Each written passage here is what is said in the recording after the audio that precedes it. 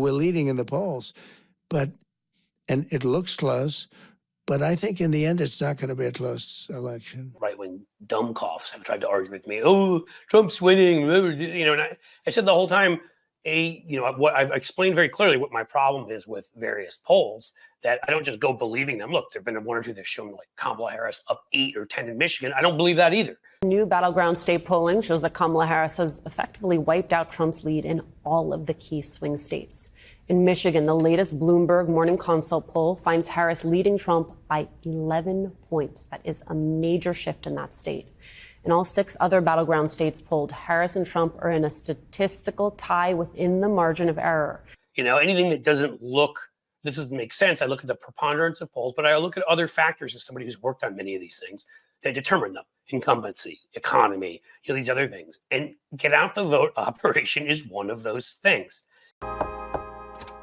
Afternoon, citizen. My name's Wild West, and I'm running for mayor. What might your name be? Bruce. Pleasure, Bruce. If you don't mind, I'd like to roll up your garden hose for you the right way.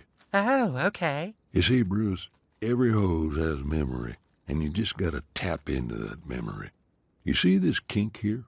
The Democrats suffered. One of the reasons that we won in 2020, but we suffered a lot of down ballot losses, is because we actually cared about people not dying, unlike certain other parties. And so we weren't going door to door because of COVID in the same way. And it really cost us among certain key communities that needed to be turned out. You didn't see that in 22. Right. So although you did in some states, actually in Florida in 2022, we'd never sort of put the band back together. Now from everything I've heard, the Democrats have the best turnout operation, or at least have put the most money, resources, the smartest minds into it that they've ever done before. And the Republicans are running a midterm one. That can be the difference of 2 to 4 points in an election. Consistently, what you've seen in 2016 and 2020 is that the media uses fake polls to drive down Republican turnout and to create dissension and conflict with Republican voters. I'm telling you, every single person who's watching this, the Trump campaign is in a very, very good spot. We're going to win this race. We just have to run through the finish line. And when you're talking about swing states, 2 to 4 points, even in a place like, Florida, Ohio, can make a hell of a difference. So, well, and yes, you're hearing correct things. Minnesota, we have I think the reported volunteers, and once again, these are reported by the campaigns, but it's a 10-to-1 ratio, Democrats over Republicans. And we're not technically a swing state. When you look at the Pennsylvania lineup and what the Republicans are reporting, the Democrats are reporting, the individual campaigns, Harris is mopping the floor in Michigan, Pennsylvania, Wisconsin. Yep. In North Carolina, they've opened up a lot of stuff down there where they can obviously help the hurricane. Florida, they opened up huge number of offices in Florida because they've said from the beginning, did the tour there, that they consider it winnable, a swing state. They're going after it. I don't think they've done as much here in Texas, which are two that are kind of on the bubble. But I think of those three, they looked at everything and thought Florida was where they had the best chance.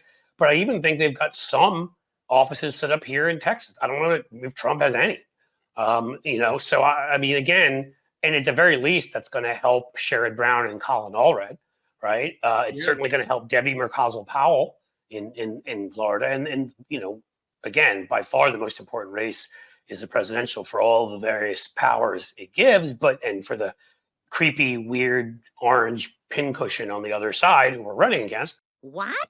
Meg, that's my boss. All right, this is my career you're talking about. I spent a whole day working on this. You want me to just throw away in one day what I've spent a whole day trying to build? A whole day's worth of work. Poof, gone in a day. Meg, you expect us to believe that the President of the United States would grab a woman by her... That's ridiculous. How could you not believe me? Oh, hang on, CNN's on, where I'm the loudest guy on an overcrowded panel. This country needs stronger border security. Our border security is the strongest in the world. What we need is to take care of our children. I can't get an erection. You think giving them amnesty is fair to the people who are already here? They're contributing to the economy. I've tried all the herbs. Amnesty is never the answer. It's not amnesty. It's recognizing their contributions to our country. They said to meditate, but I keep falling asleep. We need stronger vetting. And to enforce the laws already on the books. I'm terrified of being alone with my wife. It's too much pressure.